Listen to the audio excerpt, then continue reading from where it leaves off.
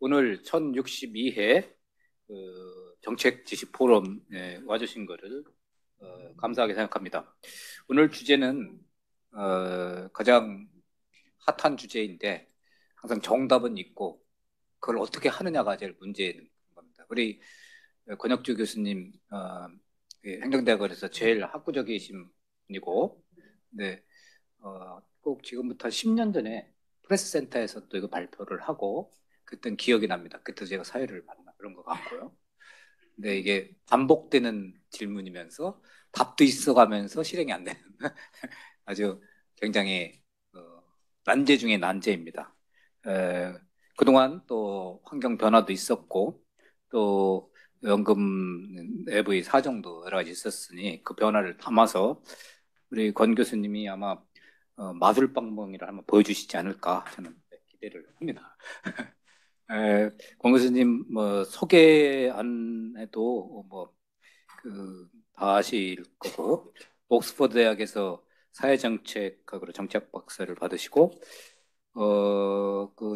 계속 민주주의에 대해서 많이 연구를 하셨습니다. 최근에는 그 책이 왜 안 나왔어요?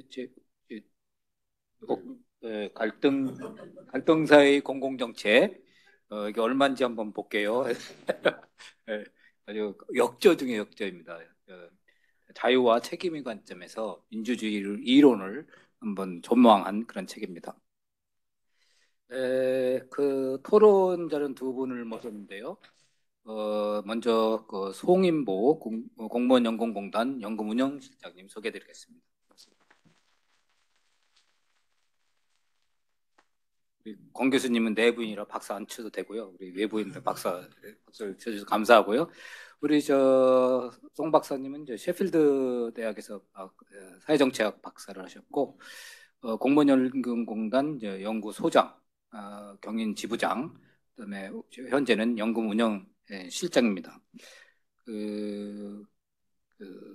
계속 공무원 연금만 이렇게 공부를 하셨어요. 왠지 모르지만 석사학위도 공무원 연금이고 또 박사학위도 공무원 연금이고 그래서 공무원 연금을 한 길을 쭉 가지신 분이고 또 지금 이제 가까이 이렇게 연구를 하고 있으니까 훌륭한 토론을 해주실 걸로 믿습니다. 다음 두 번째 토론자로서는 한국행정연구원의 김성근 박사님이십니다. 김성근 박사님 이제 우리 서울대 사회복지과 학사 석사를 하시고 피츠버그 대학에서 박사를 하셨습니다.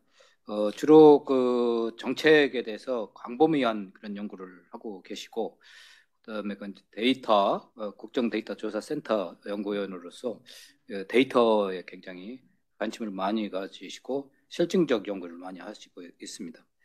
최근에는 코비드 19 시대의 빈곤 변화와 분해 를 갖다가 논문을 내셨습니다.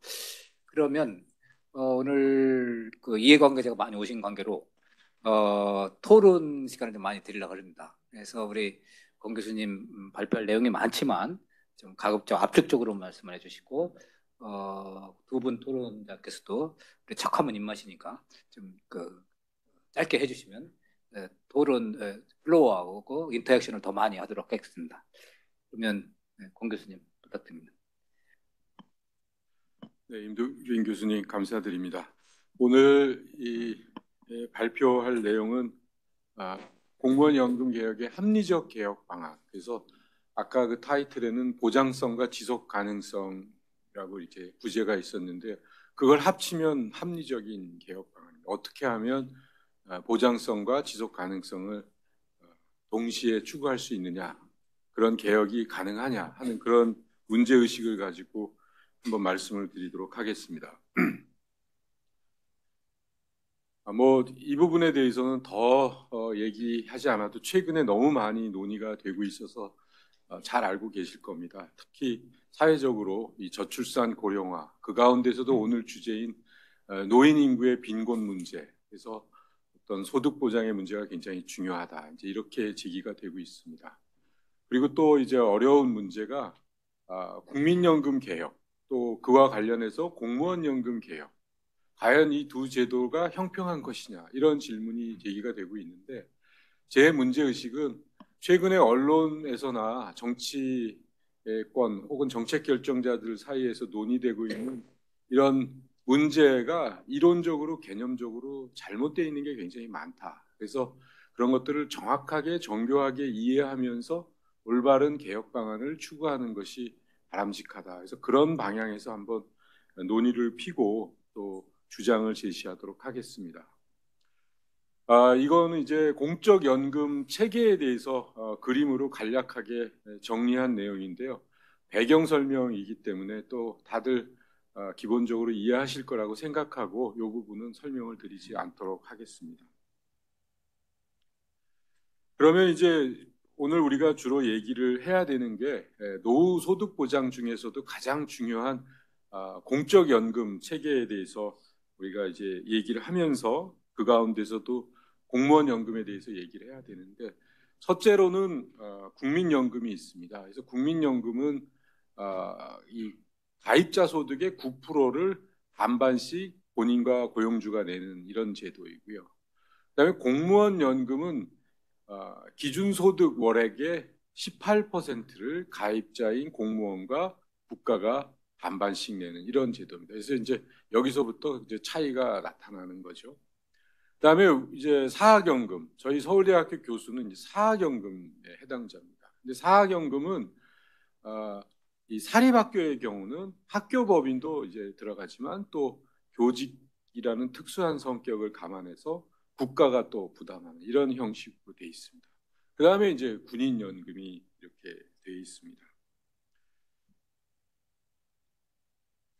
그래서 이렇게 이제 공적 연금 체계를 보면은 우리나라의 그 18세에서 59세 인구에서 54.1%, 그다음에 50가 국민연금, 또 특수직역연금의 5.3%가 가입을 하고 있습니다. 그래서 40%가 넘는 비율의 국민들이 이 공적연금에 실질적으로 가입하고 있지 못한 상황입니다. 그래서 많은 분들이 연금제도의 형평성을 얘기하는데 국민연금과 공무원연금이 어떻다는데 사실 형평성의 본질적인 문제는 여기 있는 거죠. 어떤 국민들은 노후소득 보장을 위한 공적연금 제도에 가입을 해 있고 어떤 국민은 그게 돼 있지 않다. 그래서 실제 정책적으로 우리가 논의해야 될 부분은 바로 이 사각지대를 어떻게 해소할 거냐. 이게 굉장히 중요한 얘기인데 이 부분에 대해서는 별로 논의가 안 되고 있다. 가장 중요한 형평성의 얘기가 빠져 있다. 이제 이런 말씀을 먼저 드리도록 하겠습니다.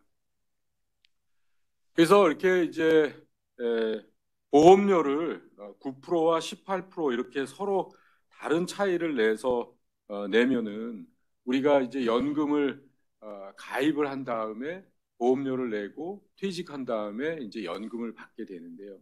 이 연금을 얼마를 받는지 산식이 있습니다. 그래서 산식에 따라서 국민연금과 공무원연금이 각각 또 차이가 있습니다. 그리고 국민연금 같은 경우는 이 평균 연금 소득자와 그렇지 않은 사람들 A 플러스 B라고 하는 이렇게 해서 일정한 정도의 소득 재분배 효과가 나타나도록 짜여 있습니다. 그다음에 공무원 연금에서도 우리 그 연금 지급 산식의 1.7을 곱하게 돼 있는데 그 중에 1%에 대해서는 일정한 소득 재분배가 작동하도록 이렇게 돼 있습니다. 그래서 이런 부분에 대해서는 이 정도로만 설명을 드리도록 하겠습니다. 그래서 여러 가지 두 제도가 차이가 있다. 이제 이런 말씀입니다. 그 다음에 이제 연금이라든지 지금 가입자에서 한 40%가 가입을 못하고 있다 이런 말씀을 드렸는데요. 그러면 65세 노인들이 공적연금을 얼마나 비율로 수급을 하고 있는가 하는 것을 보면은 기초보장 정도 2018년 데이터인데요. 약 7%가 기초보장 수급자입니다. 이건 이제 빈곤 계층이죠. 그다음에 기초연금 수급자가 67% 정도 되고 있습니다. 이거는 왜 67%냐 하면 원래 제도적으로 70%를 맞추려고 하고 있는데 여러 가지 이제 진짜 집행을 하고 나면 최종적으로 약 67% 정도가 이제 기초연금을 받는다. 그 다음에 국민연금 수급자가 47%, 공무원연금 및 특수직역연금 수급자가 4.4% 정도가 됩니다. 그래서 이 기초연금 때문에 실제로 수급하는 비율은 높지만 기초연금이라는 액수가 그게 높지 않고 실제로 생활을 보장할 수 있는 게 아니고 수당의 성격을 갖고 있기 때문에 우리가 공적 연금의 수급자는 이제 50% 정도 수준이다 하는 겁니다. 그래서 이제 이런 여러 가지 차이가 있으면서 이 차이에 대해서 이제 형평성 문제가 제기가 되는 거죠. 그러나 이제 우리가 여기서 한번 좀 잘 생각해야 될 게 형평성이 뭐냐 하는 겁니다.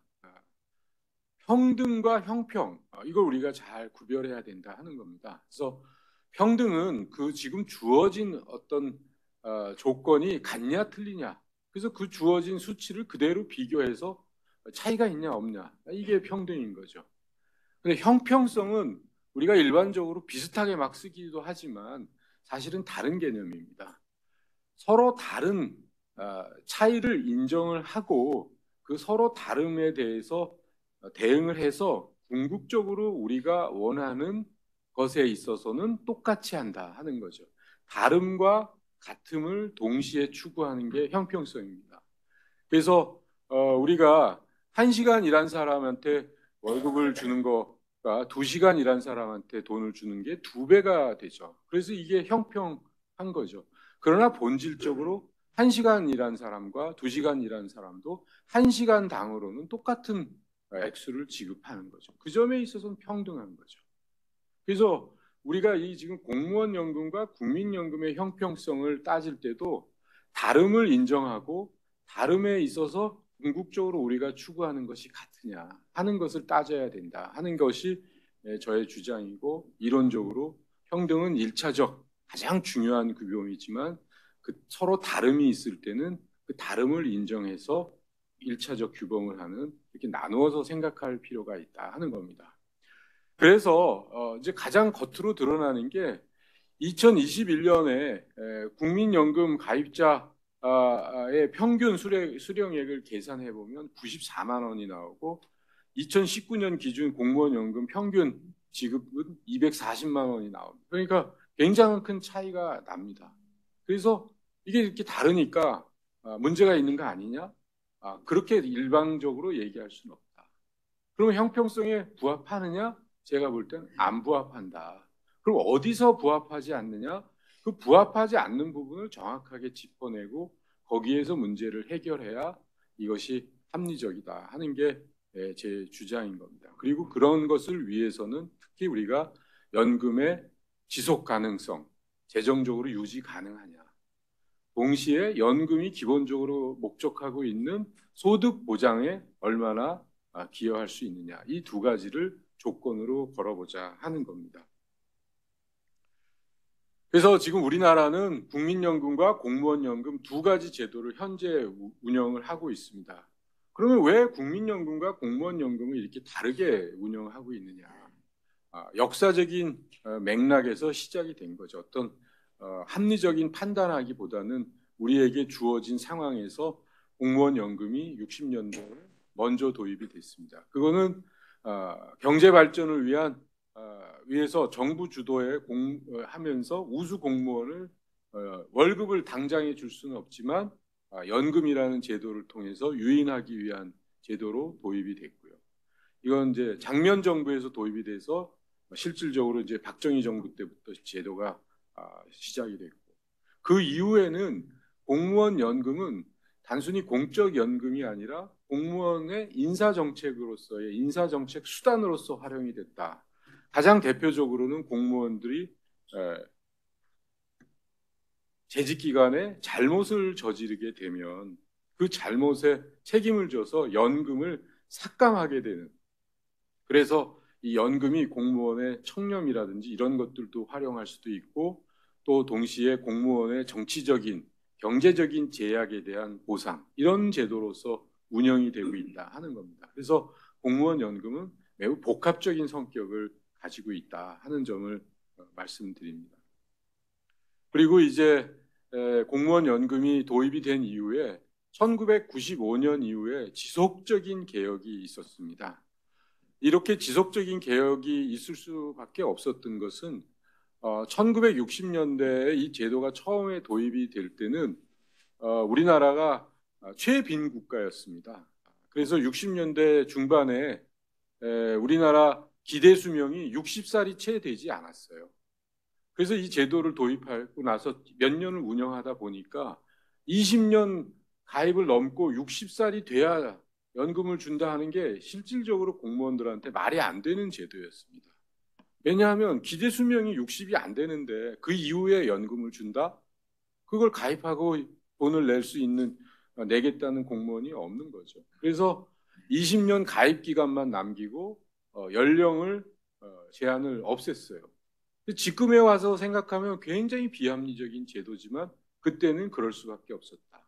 그럼 나중에 그런 것들을 또 다시 도입을 해야 되는 거죠. 그래서 20년을 가입하고 60세가 넘어야지 된다. 또 지금은 이제 65세로 넘어가는 이렇게 제도가 바뀌는 거. 또 과거에는 조금 내고 많이 갖는 제도가 계속해서 이제 연금 지급률, 그러니까 수령액이 줄어드는 이런 개혁들이 지속적으로 이루어졌다 하는 겁니다. 그래서 연금 제도가 지금도 뭐 이렇게 가면 20년 후에 망한다, 40년 후에 깡통 찬다 이렇게 얘기하는 분들이 많고 언론에서도 그런 얘기를 많이 하는데 저는 그 굉장히 그 주의해야 되고 위험한 얘기다라고 하는 생각이 듭니다. 왜냐하면 계속해서 고쳐나가는 제도인 거죠. 우리가 사람이 사는 집은 무너지지 않는다고 그런 얘기를 합니다. 사람이 살아서 무너지지 않는 게 아니라 사람이 살면서 계속해서 수리하고 보존하기 때문에 안 무너지는 거예요. 그냥 놔두면 무너지는 거죠. 연금제도도 그냥 놔두면 무너지겠죠. 그러나 우리가 계속해서 수리하고 개혁하고 또 변화시켜야지 된다. 이제 이런 과정이고 지금도 일종의 그런 과정이다. 이제 이렇게 말씀드릴 수 있을 것 같습니다. 국민연금도 마찬가지로 개혁을 해왔고 그 중에서도 특히 2007년 개혁이 아주 대폭적인 개혁을 해서 2028년부터 국민연금은 40% 지급률, 40년 기준으로 이렇게까지 낮아지게 돼 있습니다. 그런데 이제 제가 아까도 말씀드렸지만 우리나라 공무원 연금이 여러 가지 지금 국민연금과 비롯해서 재정적인 지속 가능성에 대해서 문제점도 있고 형평성에 대한 문제점도 있는데 그러면 연금 제도가 지금 어떻게 지금 구성되어 있는가 하는 것을 이제 우리가 따질 때 주로 소득 대체율 그래서 국민연금은 40년 가입 기준 40%고 공무원 연금은 36년, 33년 가입 기준 몇 프로고 이렇게 해서 소득 대체율을 따지는데 그거는 제도를 만들고 앞으로 어떻게 될 것이다라고 하는 사전적으로 예측해 보는 겁니다. 근데 이제 우리가 공무원 연금이든 국민연금이든 이제 이렇게 가입자가 많이 늘었고 실제로 이 연금 제도가 어떻게 소득 보장에 기여하고 있느냐를 실질적으로 보기 위해서는 소득 대체율이 아니라 소비 충당률로 봐야 된다 하는 게 제 주장입니다. 그건 무슨 말이냐 하면 전체 연금 수급자의 소비 생활 중에서 연금 소득이 차지하는 비율을 해서 얼마나 소비를 충당해 주느냐. 이제 사회 정책에서 웰빙이 뭐냐, 또 그 사람의 생활 수준이 뭐냐라고 얘기할 때 소득은 간접적인 측정 방법이고 소비가 더 직접적인 측정 방법이라는 게 이제 이론적인 그런 근거로 제기하는 거죠. 그래서 이제 소비 충당률, 그래서 연금 수급자 가정에서 연금이 얼마나 소비를 충당하느냐 해서 사후적으로 실질적으로 연금이 얼마나 소득을 보장하고 소비 생활을 보장하는지 노후생활 보장성에 대해서 이제 보자 하는 겁니다. 그런데 이제 이렇게 하게 되면 문제가 뭐냐 하면 연금 수급자가 연금을 받으면서 연금을 받았기 때문에 소비를 컨트롤하는 거죠. 안 받았을 때는 안 쓸 돈이지만 연금이 안정적으로 들어오면 소비에 영향을 주기 때문에 사실은 이 분모분자의 내생성이 존재한다. 이런 문제가 또 있습니다. 그래서 그런 문제를 완화시키기 위해서 소비를 필수 소비, 음식물비, 그다음에 의료비, 주거비를 포함한 필수 소비, 이건 탄력성이 낮은 필수 소비를 한번 계산해보고, 그다음에 일상적인 일반적 소비, 그다음에 소비가 아닌 비소비 지출까지 포함한 총 지출, 이렇게 소비 생활을 셋으로 나누고 그 셋 중에서 세 가지에 대해서 연금이 얼마나 충당해 준가를 따져보면 우리가 이 내생성을 고려하더라도 얼마나 기여하는지를 좀 볼 수 있다. 동시에 또 소득 계층별로 가로로도 비교해보자 하는 게 이제 이 연구에서 연금의 소득 보장, 그러니까 생활 보장 이거에 대해서 이제 해보는 건데요. 그래서 이렇게 해보면 공무원 연금은 상당한 정도로 이 공무원 연금 수급자의 생활 수준을 보장하고 있다. 이렇게 말씀을 드릴 수가 있을 것 같습니다. 그래서 이 표에서는 연금 수급자를 5분위로 나누고 제일 작은 연금 수급자부터 높은 연금 수급자까지 또 소비의 단계별로 나눠 보면 필수 소비는 이 공무원 연금으로 충분히, 근데 최소한의 소비죠, 이건. 그 다음에 일상적인 소비는 공무원 연금이 평균적으로 충당을 한다. 그러나 비소비 지출까지 한 내용에 대해서는 연금으로 다 할 수가 없기 때문에 그 밖에 다른 소득이 있어야만 이제 정상적인 비소비 지출까지 가계가 운영이 된다. 이렇게 이제 되고, 그럼 과연 이게 얼마나 생활을 보장하느냐? 이것에 대해서 공무원도 저축을 근무하는 기간에 저축을 해서 다른 돈 갖고 써야 된다. 100% 너무 많다. 아니면 100%는 그래도 일반 소비는 해야 된다. 이거에 대해서는 가치 판단이 필요하다 하는 겁니다. 이에 비해서 국민연금을 이렇게 소비 충당률로 계산을 해보면 국민연금은 연금 수급자가 40 몇 프로가 되지만 이것으로는 실질적인 소득, 생활 보장을 할 수가 없다 하는 게 명확하게 드러납니다. 그래서 필수 소비에 대해서는 30% 정도를 충당하고 일상적인 소비는 22% 정도. 그러니까 80% 소비는 그 기타 다른 소득으로 충당을 할 수밖에 없다. 그래서 저는 지금 국민연금의 재정 문제를 통해서 보험료를 올려야 된다, 올려야 된다 하지만 사실은 연금 지급도 올려야 된다. 연금 제도가 이 정도로 생활 보장을 해가지고 실제 제도의 목적을 달성하고 있지 못하다. 그래서 두 가지를 다 생각하는 그런 제도 개선이 필요하다. 근데 공무원 연금 같은 경우에 이제 명확하게 드러나는 거는 이거보다 더 수급을 줄인다라기보다는 이런 수급을 그대로 한다고 하면 최소 생활, 일상적인 생활을 보장하는 연금을 한다 그러면 보험료가 그걸 충당하느냐? 이게 문제가 되는 거죠. 왜 연금에서 이 공적 연금에서 제가 아까 서로 다르지만 다른 부분이 형평성에서 근본적인 문제가 아니다. 근데 왜 여기서 형평성의 문제를 제가 여전히 있다고 주장하냐면 공무원 연금은 자체로 수지 균형이 안 되고 있다는 거죠. 그래서 국가가 고용주로서 내는 돈과 공무원이 내는 돈이 가지고는 안 되고 2020년 기준에 2조 1천억 원 정도가 국가가 추가로 돈을 내고 있습니다. 그러니까 실제로 이 부분은 그러면 보험 가입자가 돈을 내고 수급하는 사람이 제대로 받으면 되는데 내는 돈이 부족하다는 거죠. 그래서 정부가 보존하고 있는데 이게 2050년에 가면은 17조까지 된다 하는 거죠. 그러니까 아니 왜 국민의 세금에서 17조가 나가냐. 거기서 수지균형 맞추면 국민이든 뭐든 형평성 얘기할 이유가 없거든요. 여기서 수직균형이 안 맞기 때문에 형평성의 문제가 존재한다. 이제 이렇게 됩니다. 그래서 개혁을 한다 그러면 저축, 소득, 생활 보장성 이것이 어느 정도 공무원 연금에 충족이 돼 있는 상태라면 재정적 지속 가능성을 확보해야 되는데 앞으로 그러면 이 17조가 되는 2050년에 17조가 되는 이 보존금을 어떻게 할 거냐?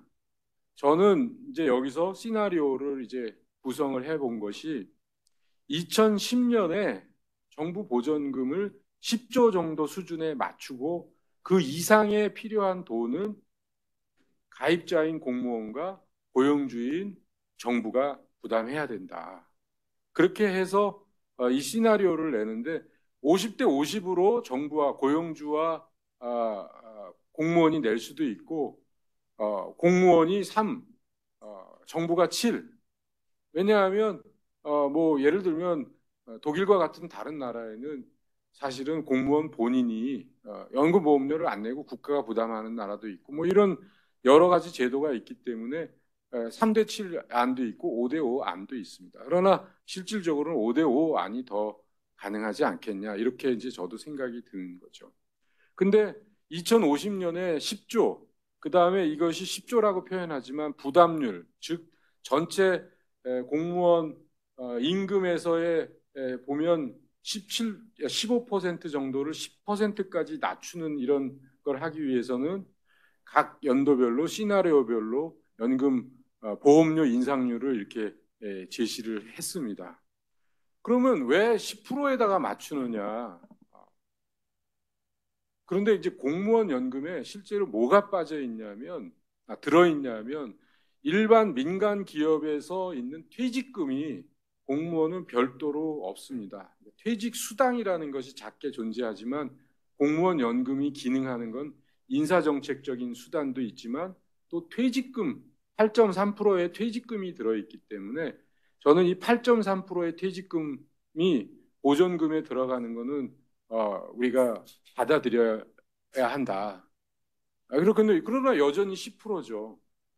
그러면 이제 가입자가 고용주인 정부와 가입자인 공무원이 돈을 내면 이미 수급하고 있는 연금 수급자도 저는 부담에 참여해야 된다고 보는 겁니다. 그래서 첫째는 앞으로 지금까지 한 번도 도입되지 않은 제도인데요. 첫째는 앞으로 고령화 사회가 되기 때문에 10년 수급자, 20년 수급자, 30년 수급자를 물가 상승률 반영 비율을 다르게 해서 20년, 10년 이상 수급자는 좀 물가 상승률을 낮게 반영한 연금을 계산하고 왜? 벌써 10년을 받았거든요. 처음 10년 받는 사람들한테 물가 상승률은 그대로 반영을 하더라도 좀 줄여서 반영하는 게 필요하다. 두 번째는 지금 이제 앞으로 65세로 이제 이것이 공무원 연금 개시 연령이 되는데 65세도 너무 빠르다. 실제로 공무원 연금이든 국민연금이든 우리가 처음에 이 제도를 고안했을 때는 연금을 받아서 10년 정도 연금 수급자여야 되고 30년 정도 가입자여야 돼야 3대 1의 비율이 돼야 이게 재정적인 지속 가능성이 되는데 우리는 지금 60세에 정년퇴직하면 20년을 연금, 20년 이상을 타요. 그럼 60년을 부어야 이게 재정적인 지속성이 되거든요. 우리가 연금을 맥시멈 내봐야 50% 받아도 60% 이 3배를 가입해야 돼요, 기본적으로. 그러니까 고령화 사회에서는 제도가 잘못된 게 아니라 우리가 너무 오래 사는 게 문제예요. 그럼 현실이 뭐냐? 연금을 늦게 받아야죠. 그리고 연금을 늦게 받으려면 어떻게 해야 되냐? 그럼 65세, 70세까지 연금 없이 어떻게 사냐? 제가 주장하는 건 그런 부분에 있어서는 노동시장 개혁, 특히 이제 60세 이상, 65세 이상, 그래서 70세까지는 우리가 능력이나 건강에 있어서 충분히 활동할 수 있기 때문에 앞으로 우리나라가 노동시장 개혁, 특히 공공 부분에 있어서도 이 개혁을 통해서 물론 이제 단순히 정년 나이, 뭐 퇴직 연령을 올리는 게 아니라 다양한 방식으로 60세, 65세들이 연금을 수급하기 이전에 경제 활동을 할 수 있고 자기 능력을 공공 부분이나 민간 부분에 활성화할 수 있는 이런 거를 통해서 저는 한다면 이 10%가 뭐 지금 최근에 그 연금 공단 연구소에서 하면은 한 살을 올릴 때마다 한 1조 정도의 세이빙이 가능하면 5살을 만약에 늘린다 그러면 5조가 세이빙이 되죠. 그럼 여기서 제가 제시했던 10조가 아니라 5조 정도 혹은 8% 정도까지 내려올 수 있다. 그러면 이제 공무원 연금은 공무원 연금대로 지속 가능성과 보장성. 그러면 국민연금도 국민연금대로 지속적인 지속 가능성과 보장성. 결국 형평성이라는 건 우리가 노후에 소득이 없을 때 공적연금을 통해서 소득 생활 안정을 받는다. 이게 형평성이라는 거죠. 여러 가지 제도를 통해서 하는 방법도 있지만 또 한 가지의 제도를 할 수 있는 것도 있지만 우리의 주어진 제도 현실에서는 다양성을 그대로 가져가되 모든 국민이 해야 된다. 근데 이제 이 중에서도 특히 제가 아까 잃어버린 40%, 사각지대의 40%는 국민연금도 없다. 그럼 어떻게 이 40%에 대해서는 할 거냐? 이 부분도 우리가 형평성 논의에서 반드시 포함시켜야 된다 하는 게 제 주장입니다. 이것으로 발표 마치도록 하겠습니다.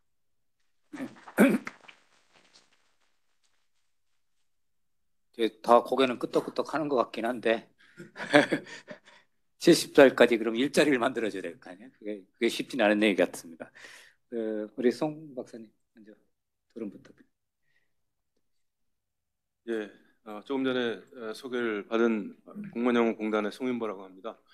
오늘 그 평소 존경하는 우리 권 교수님 이 발표문을 잘 들었고 또 그 토론을 초대해 주셔서 정말 감사드리고 그래서 저도 굉장히 영광스러운 자리라고 생각을 합니다. 오늘 교수님의 그 발표문은 굉장히 중요한 얘기들을 많이 해주신 것 같아서 제가 토론을 하면서 그 내용에 대해서 좀 이렇게 말씀을 한번 드려보겠습니다. 현재 그 정부에서는 그 3대 개혁 과제로서 노동, 그 교육 그리고 이제 연금 그 개혁을 지금 추진하고 있습니다. 지난해 7월 달에는 그 연금 개혁 특별위원회를 국회에서 설치를 했고 또 이제 그 특위 산하의 민간 자문위원회도 구성을 해서 현재 연금 개혁안을 이제 만들고 있는데 이처럼 그 연금 개혁이 논의되는 시기에 이러한 그 발표문은 굉장히 시의적절한 내용인 것 같고 특히 그 내용에 있어서도 공무원연금과 국민연금 간의 어떤 그 특성들 이런 거를 잘 비교해 주셨던 것 같습니다. 현재 우리나라의 공적연금은 뭐 잘 알다시피 공무원연금, 사학, 군인연금, 국민연금 해서 네 가지가 이게 독립적으로 운영을 하고 있는데 대체로 그 이 연금이라는 그 공통적인 용어에 그 중심을 두고 그 유사한 제도로 간주를 해서 그 해결책도 그렇게 찾으려고 하는 것이 일반적인 것 같습니다. 그리고 또 한 가지는 그 연금 개혁의 어떤 재정 부분만을 좀 부각을 해서 재정 그 개혁이 곧 연금 개혁이다 이렇게 치환하는 그런 경향도 있는 것 같습니다. 그래서 이러한 그 일반적인 그 오류 내지 그 편향성에 대해서 오늘 발표하신 그 내용은 굉장히 새로운 관점에서 바라보고 또 기존의 어떤 그 제한된 논의를 좀 확장시켜서 그 이렇게 제시하고 있다는 점에서 굉장히 시사성이 크다고 생각을 합니다. 먼저 그 발표자께서는 공무원연금 제도의 특성에 대한 언급에 있어서 그 제도 도입에 있어서 어떤 역사적인 맥락에서 유능한 공무원연금은 유능한 인재를 공직에 채용을 하고 이를 통해서 경제적 발전을 이루는 우리나라의 어떤 경제 개발 초기에 전략적 선택이라고 설명을 하셨습니다. 이른바 그 캐치업 스트래터지라고 해서 뭐 비단 우리나라뿐만이 아니라 그 독일이라든가 뭐 일본도 사실 연금제도를 공무원 연금제도를 도입하면서 그러한 기능을 이제 그 포함을 해서 발전을 시켰고 역시 뭐 우리나라도 그러한 식의 공무원 연금 제도가 도입이 됐다고 생각을 합니다. 그리고 기능적인 면에 있어서도 그 어떤 사회보장적인 노보장적인 성격뿐만이 아니라 그 어떤 인사정책적인 차원에서 이렇게 제도가 그 역할을 하는 그런 특성을 지니고 있다고 볼 수가 있습니다. 그 제가 어디까지 했죠? 예. 그래서 이런 그 멀리서 잘 안 보이네요. 발전문을 좀 보면서 하겠습니다. 예. 그래서 이런 그 도입 배경이라든가 기능, 뭐 성격 이런 것에 대한 생각에 따라서 그 연금 제도에 대한 개혁을 보는 시점도 굉장히 좀 차이가 있는 것 같습니다. 주로 언론을 통해서 형성된 여론이라든가 일부 그 연금 전문가들은 공적연금, 공무원연금을 순수한 그 사회보장 제도로 바라보기 때문에 일반 국민연금하고 굳이 뭐 구분해서 운영을 할 필요가 있느냐 이런 주장을 하기도 합니다. 그리고 재정 적자가 지속적으로 증가를 하는데도 국민연금에 비해서 높은 이러한 연금을 지급하는 것은 특혜다. 그래서 당장 국민연금하고 통합을 하는 것이 맞지 않느냐. 아마 여기 있는 그 분들도 아마 그런 생각을 많이 하실 수도 있을 것 같습니다. 그럼에도 불구하고 오늘 그 발제문에서 강조한 바와 같이 공무원연금 제도라고 하는 것은 사회보장적인 역할 외에 직업 공무원 제도를 유지를 위해서 중요한 역할을 하고 있기 때문에 적어도 이 행정학이나 정책학을 다루는 입장에서는 이런 부분을 간과해서는 안 될 거라고 생각을 합니다. 뭐 해외에서도 이런 사례를 보면은 뭐 통합을 하는 그런 추세도 있긴 하지만 여전히 독일, 뭐 프랑스, 영국, 뭐 미국 이런 국가들도 이 독립형 제도를 갖든 아니면 다층제 형태의 공무원연금 제도를 갖든 간에 여전히 공무원연금 제도를 유지하는 그러한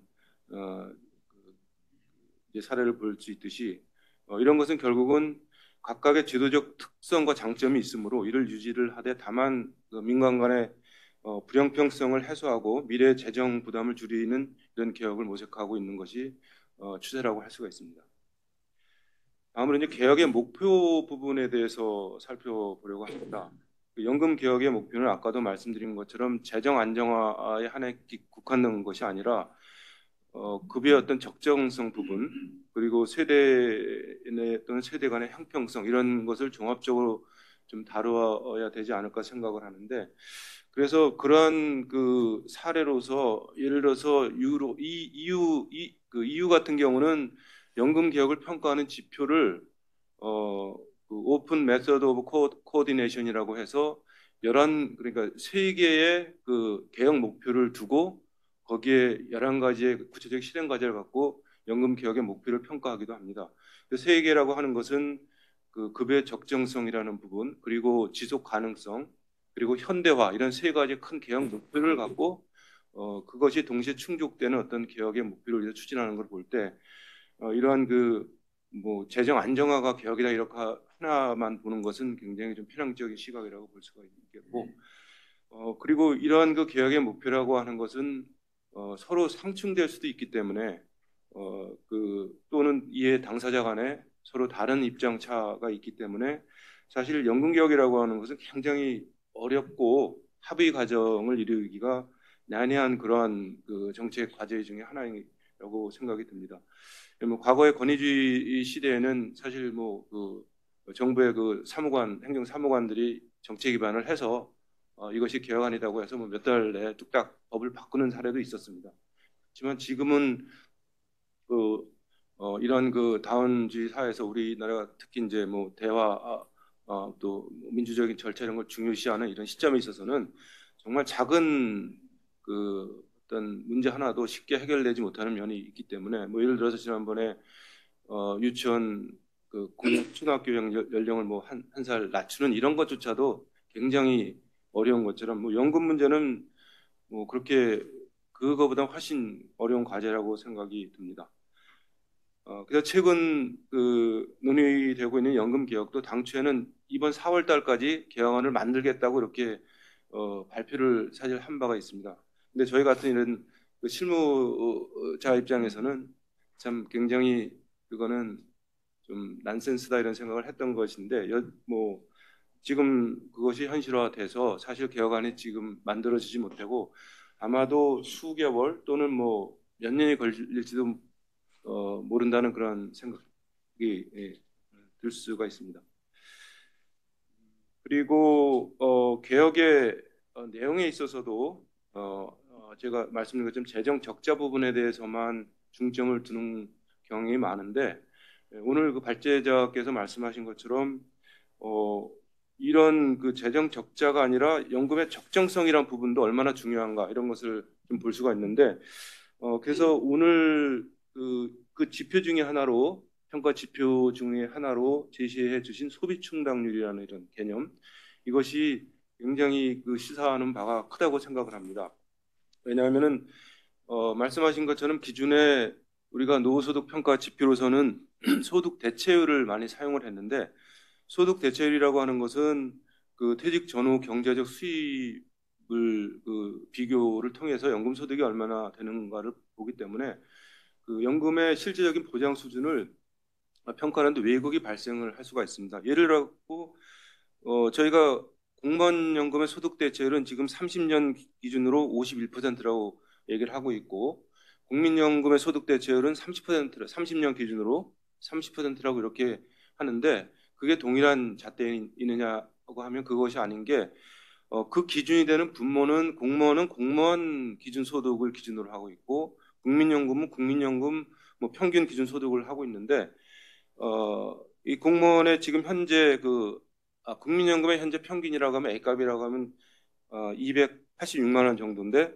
공무원연금의 A값이라고 하는 것은 지금 현재 그 평균 기준소득월액이 약 539만 원이거든요. 그러면 벌써 분모가 동일하다고 보면은 국민연금의 그 30년의 소득 대체율은 한 뭐 15%에서 20%뿐이 안 된다는 것이죠. 그래서 이러한 것처럼 실질적인 그 연금이 어느 정도 그 소득의 노후 소득에서 노후 생활하는 데서 차지하고 있는가 하는 것은 그 볼 수 있는 지표로서 이 소비 충당률이 훨씬 더 적정하지 않는가 이런 생각을 합니다.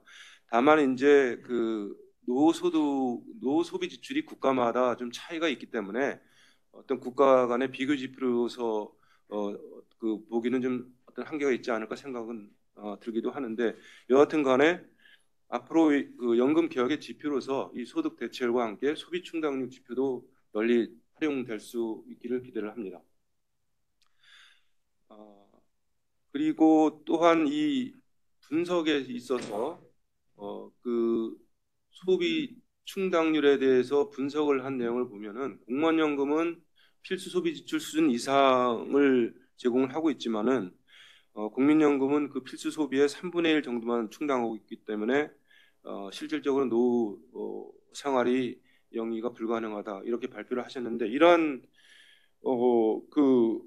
이 내용도 굉장히 그 개혁에 있어서 우리가 그 살펴볼 수 있는 중요한 하나의 분석 결과라고 볼 수 있는데 이 결국은 국민연금의 그 개혁 방향은 지금 적정한 그 소득을 제공하지 못하는 다양한 요인들 이런 것들이 그 해결되는 것이 개혁의 어떤 중요한 하나의 또 목표가 돼야 되지 않을까.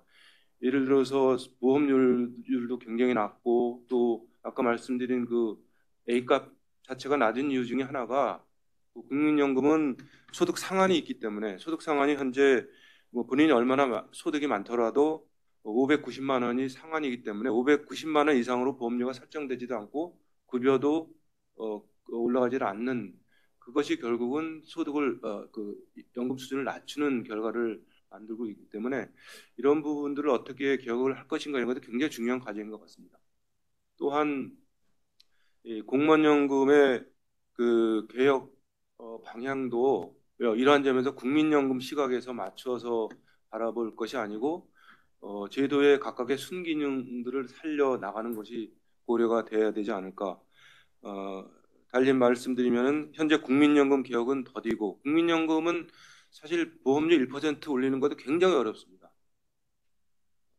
그리고 소득 대체율도 굉장히 좀 낮은 이러한 부분들에 있는데 이런 것을 하향식 평준화하는 것이 과연 바람직한 것인가, 이런 것은 한번 우리가 생각해 볼 필요가 있다고 생각합니다. 마지막으로 공무원연금 개혁 방향에 대해서 또 한번 살펴보고자 합니다.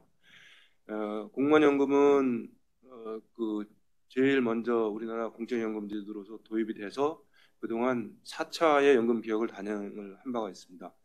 그럼에도 불구하고 재정 적자가 아직 계속 심화가 되는 그 상황이기 때문에 국민연금 개혁과는 좀 다른 차원에서 접근이 필요하지 않는가. 그래서 뭐 통합 이런 것이 대안이 아니고, 결국은 통합이라고 하는 것은 그 하향 평준화식 통합을 얘기하기 때문에 그러한 그 소득 보장 기능도 약화를 하고, 그리고 또한 그 통합을 한다고 하면 이행 비용이라는 것이 부득이 발생을 합니다. 이행 비용이라고 하는 것은 예를 들어서 공무원연금은 현재 보험료율이 18%고 국민연금은 9%의 절반의 차이가 있지 않습니까? 만약 국민연금을 간다고 하면은 보험료를 절반만 걷겠다는 것인데, 그럼 절반을 걷어서 생기는 수입의 그 감소 부분에 대해서는 그만큼 재정 적자로 남기 때문에, 결국은 국민의 어떤 세금을 통해서 그 공무원연금의 보전금을 더 충당하는 그러한 결과가 될 수가 있습니다. 그리고 오늘 그 연금 개혁에 대해서 그 연금 개혁의 방안으로서 말씀하신 내용 중에서 주목할 그런 내용들이 보전금의 적절한 통제와 추가 비용의 분담 필요성에 대해서 말씀을 하셨는데, 이 부분이 굉장히 중요한 것이, 공무원연금은 사실은 그동안 4차의 개혁을 통해서 보험료도 충분히 올렸고, 그러니까 국제 기준으로 볼 때 대부분 보험료가 국민연금이든 뭐 공무원연금이나 10% 내외가 그러니까 개인 그 보험료들이 그 정도이기 때문에, 우리나라 공무원연금 9%라고 하는 것은 어떻게 보면은 이제 거의 마지노선에 가까운 수준이지 않을까 하는 생각이 들고, 급여 지급률도 굉장히 많이 낮춰놨고, 그리고 지급개시 연령도 지금 65세로 올려놨는데, 물론 이러한 그 보험료라든가 지급개시 연령의 조정이라든가 지급개시 연령을 어느 정도 뭐 조정해서 올릴 수는 있겠지만은 어느 정도 좀 한계가 있지 않나 하는 생각이 듭니다.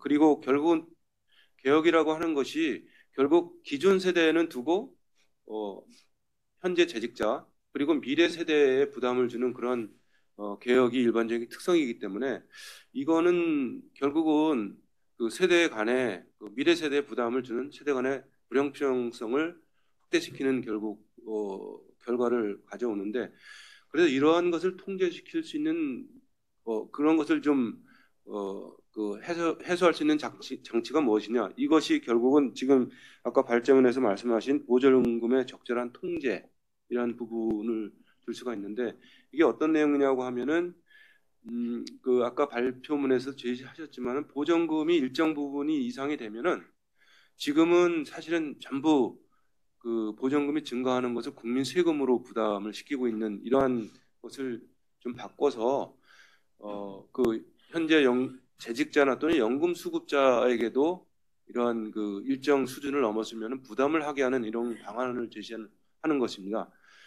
이러한 것이 그 새로운 아이디어일 수도 있지만은 그 이러한 정책을 피는 나라 중에 하나가 영국 같은 경우는 그 인플로이어 코스트 캡이라는 것을 이미 정책화해서 그 정부 부담률을 한 20% 정도 통제를 합니다. 그래서 그 이상이 되면은 그거는 이제 더 이상 손을 벌리지 말고 공무원이 뭐 연금을 깎든 보험료를 더 올리든 뭐 그렇게 하는 정책을 피는 것을 이미 그 제도적으로 하고 있고, 오스트리아 같은 경우도 보험료를 올린다는 것은 결국 재직자의 그 부담을 증가를 시킨다는 것인데, 보험료를 올리는 것만큼 수급자도 그만큼 뭐 연금을 깎든 일정 기여를 하든 해서 일종의 재정 안정화 기여금을 납부를 하라고 하는 것이 그 취지입니다.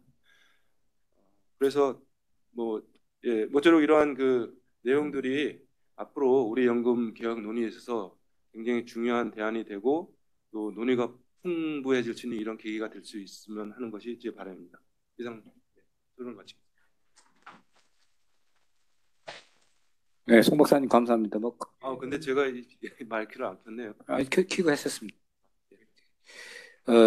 크게 뭐, 이의나 또 그런 건 없으신 것 같고, 대체 동의하시는 것 같습니다. 우리, 네, 행정연구원 김성근입니다. 저는 이렇게 연금에 대해서 제가 뭐 특별히 엄청나게 전공을 한 건 아닌데요. 근데 이제 이 공무원연금 개혁에 대해서 토론을 제의받고 나서 이제 그냥 신문을 찾아봤습니다. 일반적으로 무슨 얘기들 하나라고 했더니 그 토론문 두 번째 페이지에 보면 이제 이게 일상적인 이제 문제에 대한 세팅인 것 같아요. 귀족연금 대 용도연금이다 뭐 이런 식의 이제 굉장히 이제 눈에는 잘 들어오고 귀에는 잘 들릴 법한 얘기였습니다. 근데 생각해 보면 이제 그렇다면 이제 공무원연금이든 국민연금이든 혹은 둘 다 형평성 문제는 이제 어떤 사실이 부족한가 혹은 연구가 부족한가를 생각해 보면 현재까지 어떤 해결점을 못 잡고 아까 왜 임노빈 교수님도 이게 참 장기적인 문제다 맨날 비슷한 얘기를 하는 것 같은 그러한 것 속엔 결국 이 말하자면 사실이 뭐냐라는 문제에 대해서 동의를 못하는 것 같다는 생각을 했습니다. 저는 이제 그 연구원에서 사회통합실이라는 실에 있었는데요. 지금은 아니지만 사회통합실이라는 건 주로 이제 갈등에 대해서 다룹니다. 그러니까 이제 정책 갈등일 수도 있고 심지어는 이제 개인 간 갈등, 뭐 이렇게 노사 갈등이라든지 혹은 인사 갈등 같은 얘기도 조금 하는데 거기서 이제 가장 중요한 건 뭐냐면 이제 어떤 것 형태로든 이익 갈등이 있을 때 이 이익 갈등에선 사실이 부족한 게 아니라는 게 굉장히 중요한 문제입니다. 그러니까 뭐가 사실이냐고 인정하느냐가 훨씬 중요한 문제죠. 그러니까 이 지금 제가 이제 그 권혁주 교수님이 그 연구를 보면서 느꼈던 거는 이 말씀 주신 이 소비 대체율이라는 거 굉장히 중요한 이제 아이디어고 굉장히 중요한 생각인데 막상 또 이제 이 공무원 연금이라든지 국민연금 개혁과 관련된 얘기를 하다 보면 이제 뭐 애초에 부담률 차이가 어떻고 뭐 무슨 차이는 별로 없으니까 이게 사실은 큰 차이가 아니고 이렇게 나옵니다. 근데 그게 그런 연구도 꽤 찾을 수 있고요. 실제로 찾아봤더니. 근데 중요한 건 예를 들면 어느 쪽이 더 맞는 말이냐, 어느 쪽은 틀린 말이냐 찾는 게 아니고 그 사실들을 우리가 어떻게 이해하는지를 파악하는 일이 더 중요한 것 같아요. 그걸 이제 그 갈등하는 쪽에서는 이제 조인트 팩트 파인딩이라고 하는데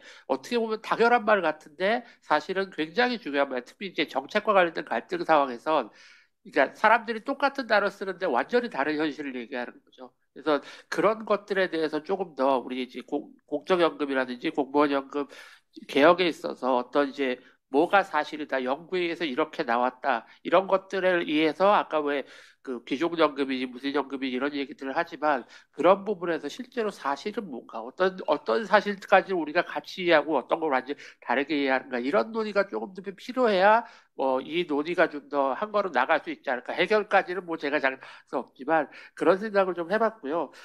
두 번째 포인트는 이제 정확히 그건 것 같아요. 그러니까 이 기본적으로 이 어떤 이제 이런 이제 이익 갈등이 굉장히 첨예한 상황이지 않습니까? 현재 공직에 계신 분들, 혹은 연금 수급을 하시는 분들, 혹은 이제 공무원분들, 공무원이 아닌 일반 시민들, 그것도 이제 국민연금을 받으시는 분들, 안 받으신 분 사이에서, 그러니까 이게 어떨 때는 이제 굉장한 개인 안에서도 인지부조화를 일으키는 문제인 것 같아요. 그러니까 제가 이제 장인어른이 계신데 이제 국민적으로 받고 계세요. 근데 이제 어쩌다 TV 뉴스에서 이제 연금 어쩌고저쩌고 얘기 나오면 이제 당신이 받으시니까 굉장히 적거든요.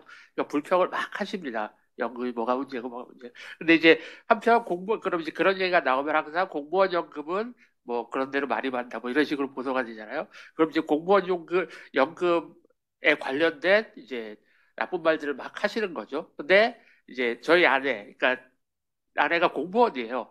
그럼 이제 그런 얘기를 하다 보면 이제 우리 아내는 또 이제 자기가 은퇴할 때쯤 되면 무연금이 얼마 안 될 거다. 그러면 조금 전까지 공무원연금 욕하셨던 그분이 바로 공무원연금도 이렇게 해서 올려야 된다고 얘기를 하십니다. 그러니까 저는 들으면서 이게 무슨 이상한 문제가 아니고 이런 종류의 이익 갈등은 항상 이런 자기 머릿속에서도 뭔가 안 맞지만 어쨌든 이익에 따라서 얘기를 하다 보면 사람이 전혀 다른 얘기들을 하게 되거든요. 그러니까 아예 이렇게 이 공무원연금 개혁이라는 부분도 아까 왜 저 연금 홍인보 박사님 말씀 주신 것도 그렇지만 이게 어느 날 하루아침에 갑자기 우리가 모두 어떤 사실에 동의를 하고 거기서부터 논의를 시작하다 이렇게 되지 않습니다.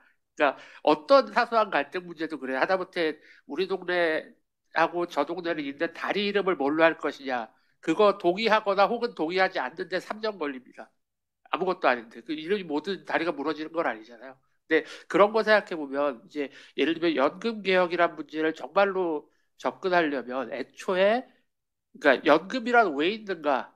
그러니까 예를 들면 소비 대체율이 더 중요한가? 아니면 뭐 소위 충당률이 더 중요한가? 그 사실에 동의하는 데도 몇 년 걸릴지도 모르겠다는 생각 들었습니다. 그래서 우리가 이것들을 좀 더 갈등이란 단어에 우리가 갈등을 어떻게 이제 말하자면 흔히 쓰는 말로 윈윈하는 형태로 갈 것인가 이렇게 논의를 시작해 나가는 데만 몇 년이 걸릴 거라는 생각 들어서 조금 더 우리가 그렇게 볼 수 있지 않았나. 그런데 한편은 아쉽게도 저희가 이제 우리 사회 자체가 갈등을 푸는데 별로 익숙하지 않은 것 같아요. 사실 이제 규제에서 이제 다들 들어보셨겠지만 규제 샌드박스라는 제도가 있습니다. 그러니까 이런 갈등이 있을 경우에 실험장을 만들어서 이제 갈등을 좀 해결하는 방안을 만들어 보고 다시 규제를 풀자 뭐 이런 아이디어인데 이 재밌는 거는 규제 샌드박스 자체를 시작하려면 갈등이 있기 때문에 아예 시작을 못 해요. 그래서 실제로 쓴 자세가 그렇게 맞지 않습니다. 그러니까 이게 갈등 자체를 풀려고 만든 제도 자체를 갈등에 의해서 못 푼다라는 좀 아이러니한 상황인데 그런 거 생각해 보면 이제 우리가 갈등에 접근하는 법에 대해서 좀 다시 생각해야 되지 않을까 뭐 그런 생각했습니다. 감사합니다.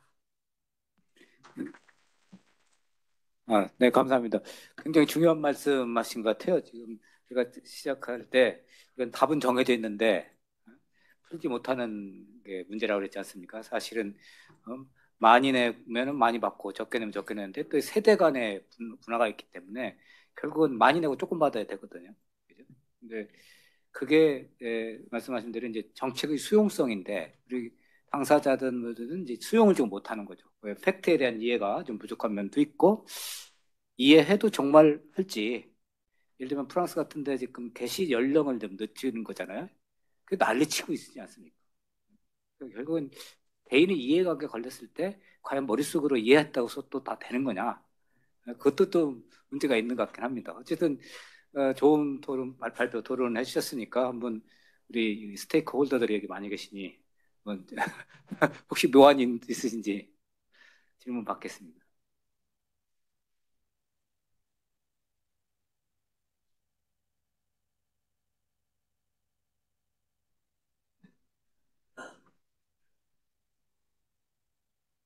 많이 있을 줄 알고 제가 막 시간 압력을 넣었는데 없으시네요. 좀 기다리는 동안 아까 그 국민연금이 제일 문제인데 여기 오늘은 사실 공무원연금이 포커스에 있습니다. 형평성을 하다 보니까 여기서 우리가 생각하는 형평성보다는 일부 매스컴에서는 이제 공무원 그렇지 않아도 배기 싫은데 철밥통이 그런데 왜 저렇게 특권을 늘리냐 이거였거든요. 예. 그런데 아까 40%인가요? 그런데 수혜율이 낮다는데 못 받는 사람들 전부 극빈자인지 아니면은 소득이 높아가지고 안 하는 사람도 있지 않고 그렇지 않은가요? 어떤가요?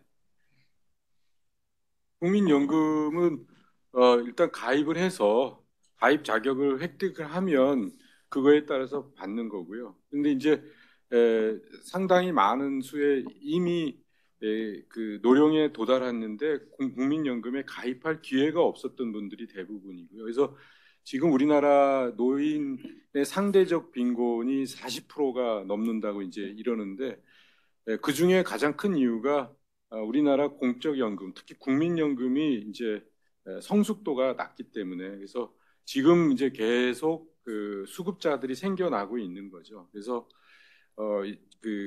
그거는 지금 말씀하신 뭐 소득하고 관계없이 가입 여부였던 거고 그리고 이제 그와 다르게 기초연금은 노인 인구의 밑에서부터 70%에게 이제 돈을 주는 건데 그거는 이제 국민연금을 가입하면 상세를 해서 이제 주게 돼 있죠.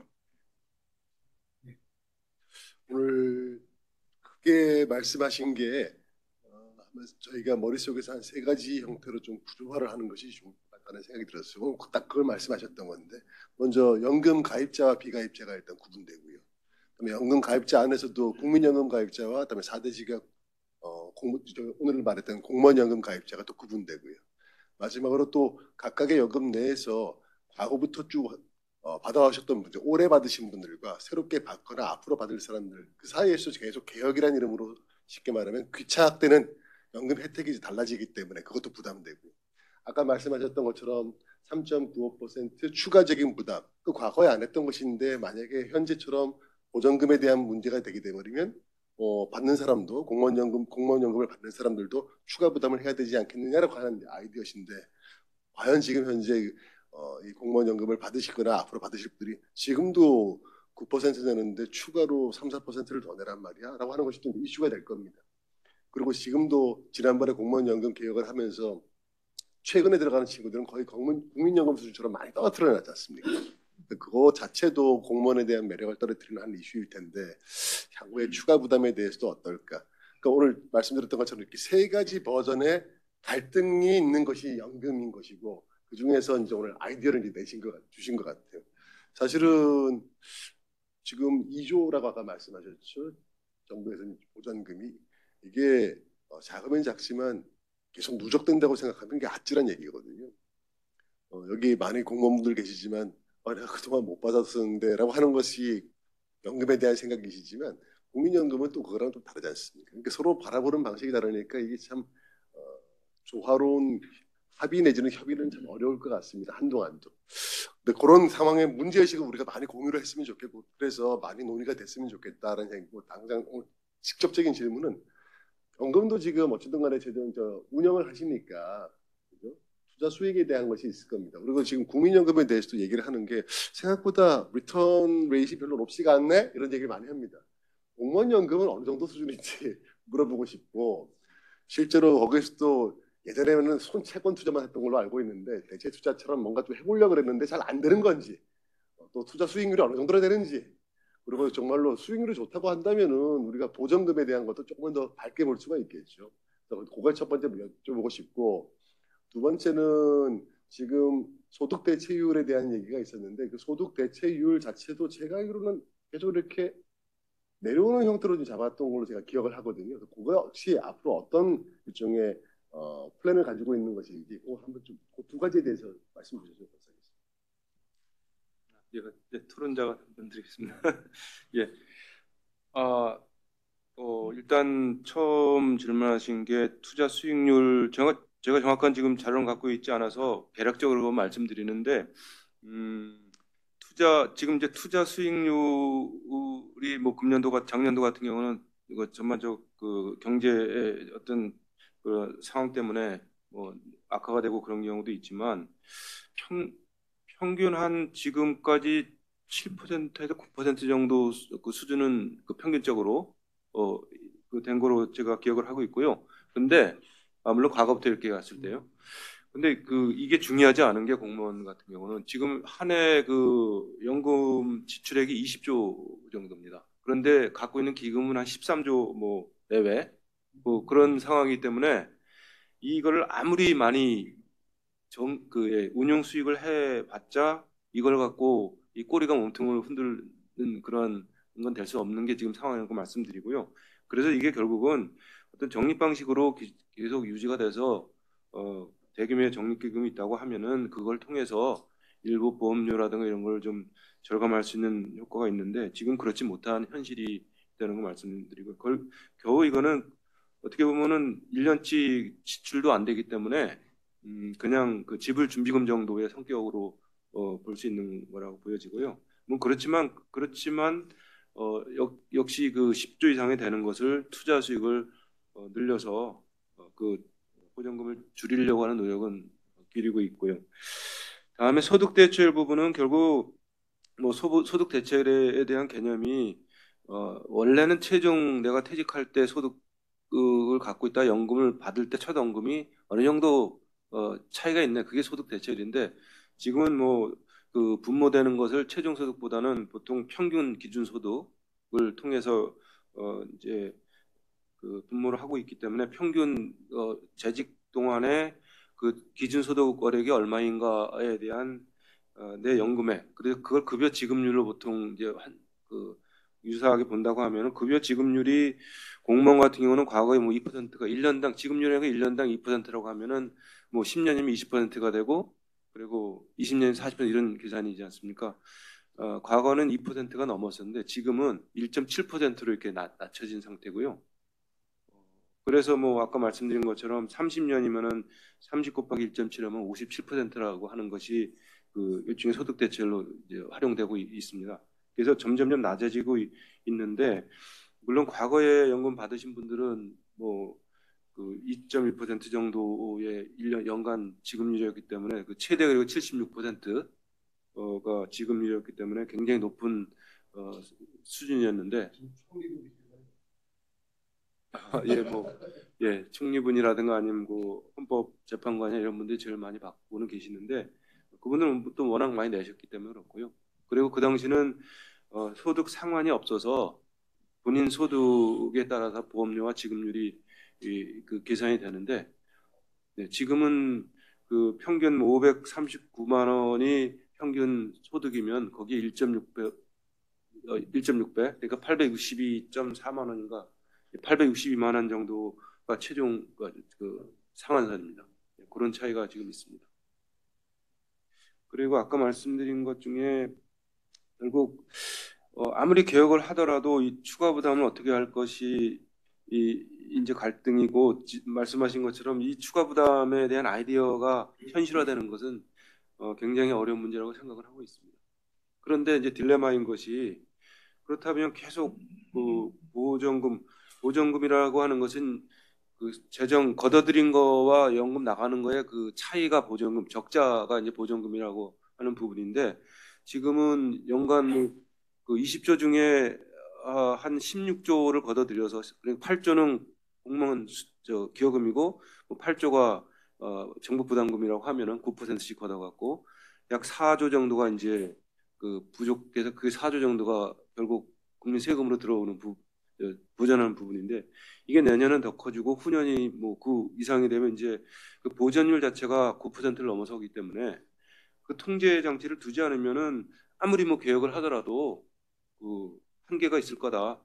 그래서 교수님 발제자께서 말씀하신 게 그거를 통제하는 장치가 이제 필요하지 않느냐. 개혁을 넘어서서 그런 이제 말씀하신 거라고 보여집니다. 자, 급한 질문이 없으시면 시간이 다 됐기 때문에 예.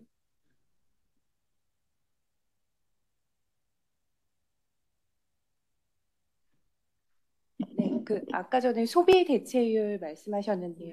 아, 소비 충당률이요. 그거 계산할 때 그 동일한 가구원이 있으면은 필수 소비가 이렇게 공통되는 부분이 있을 텐데 혹시 그 이렇게 그 산정을 할 때 가구주만을 대상으로 하는 건지 아니면 그냥 개인별로 이렇게 측정을 하는 건지 그것이 궁금합니다.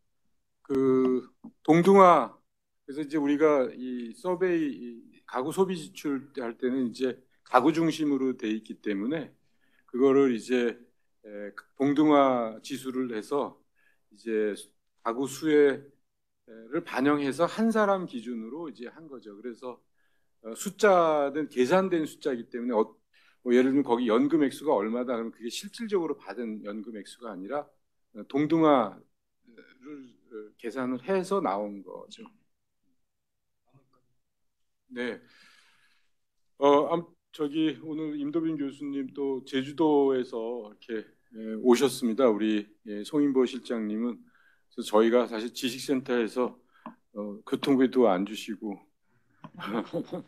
그럼에도 불구하고 이렇게 참여해 주셔서 또 우리 김성근 박사님 또 오늘 사실은 우리 그 행정대학원에서 공부하시는 학생분들이 많이 오셨는데 그 가운데는 공무원들이 많이 오셨어요. 그래서 저는 굉장히 또 저한테 날카로운 질문을 하실 줄 알았는데 그래도 좀 많이 들으시고 그래서 나중에 좀 궁금한 점 오늘 질문 못 하신 게 있으면 또 이야기 나누면서 좀 하고 또 저한테도 좋은 아이디어 주시면 좋을 것 같습니다.